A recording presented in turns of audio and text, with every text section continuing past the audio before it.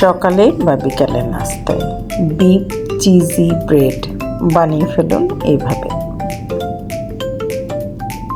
একটা ব্রেডকে কেটে নিয়েছি, ফ্রাই প্যানে বাটার দিয়ে ব্রেড দিয়ে ওখানে একটা ডিম দিয়ে দিলাম, কিছু টমেটো,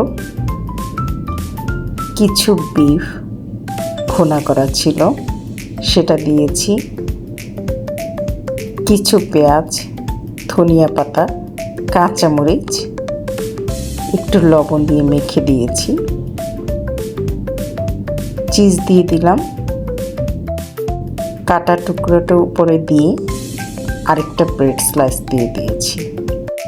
সকাল বা বিকেলের নাস্তা অথবা স্কুলের টিফিনে 2 পিস ব্রেড এনাফ।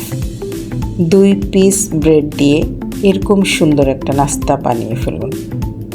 একটু টমেটো কেচাপ উপরে দিয়ে দিলাম, বাচ্চারা খেতে খুব পছন্দ করবে।